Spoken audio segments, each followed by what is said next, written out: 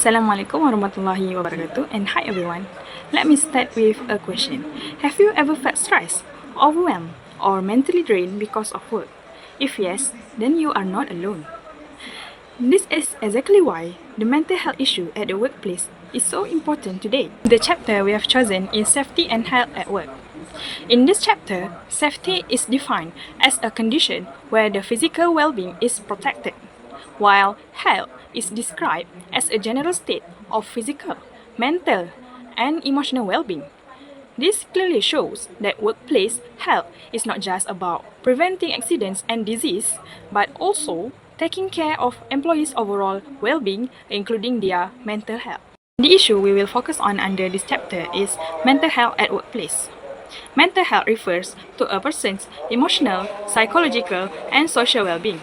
It affects how people think, feel, and behave in daily life, especially when coping with workplace stress and challenges.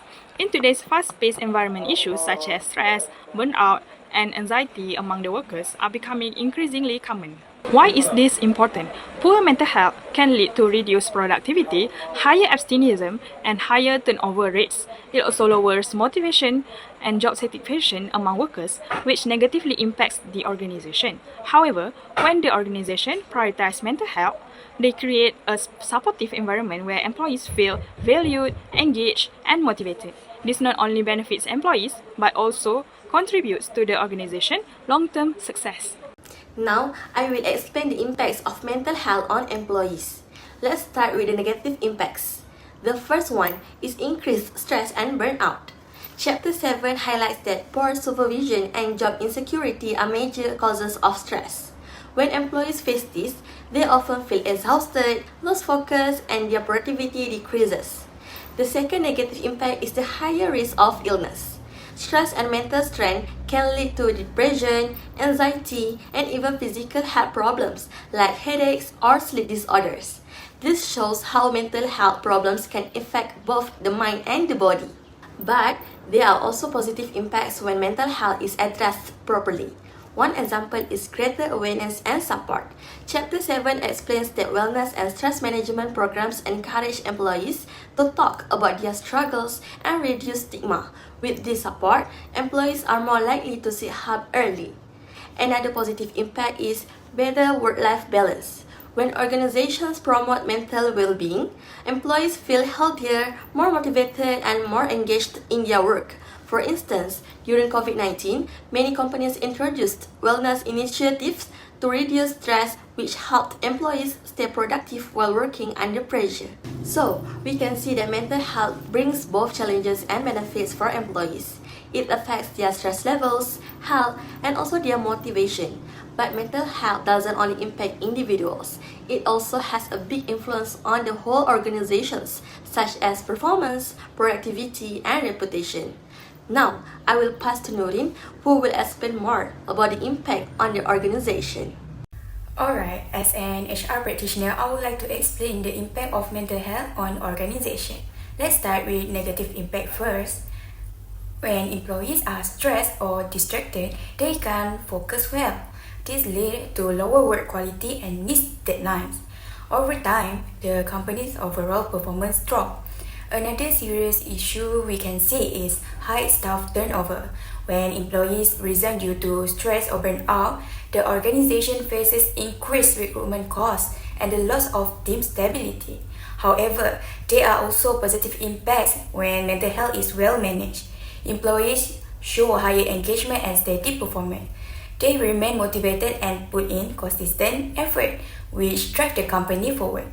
In addition, mental health support helps to develop employer brand.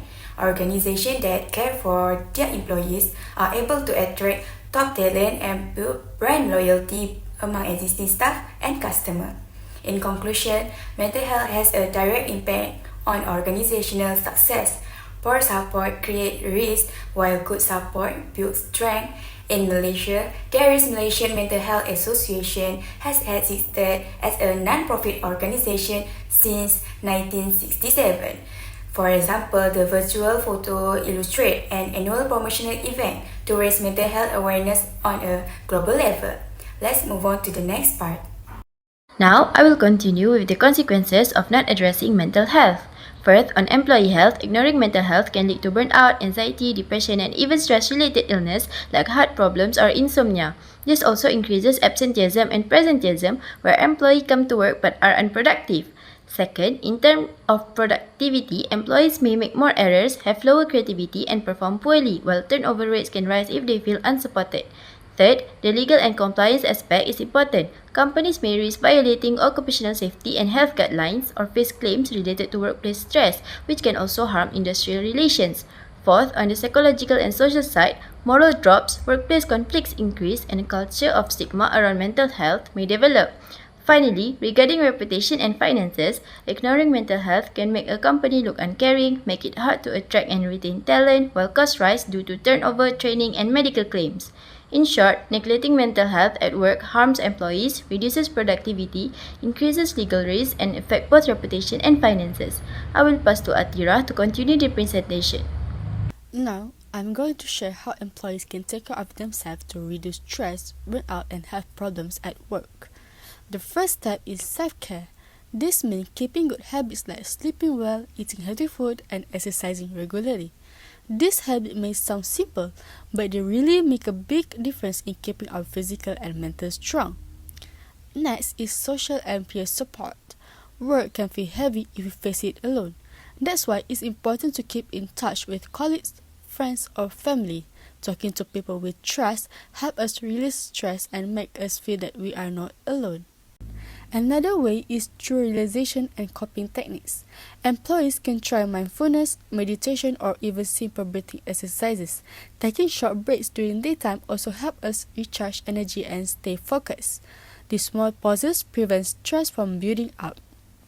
Finally, it's important to seek support early.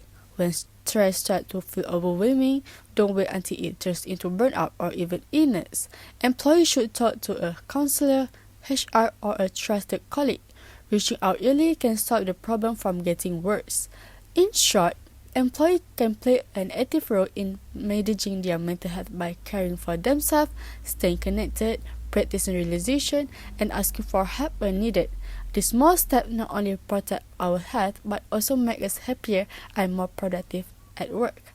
And that's all for the solution for employee. Now let's move on to the next part. Thank you, Adra. So I will continue this presentation. In addressing mental health issue in the workplace, there are three key strategies the organization can implement. First is about awareness and training. Companies should conduct mental health workshops to raise awareness among the employees. At the same time, supervisors need to be trained to recognize early signs of stress or burnout. Most importantly, education must be provided consistently to reduce stigma and create a more open culture about the mental health issue. Second is about the policy and risk assessment. Every organization should establish a clear mental health policy that guides practices and decision making.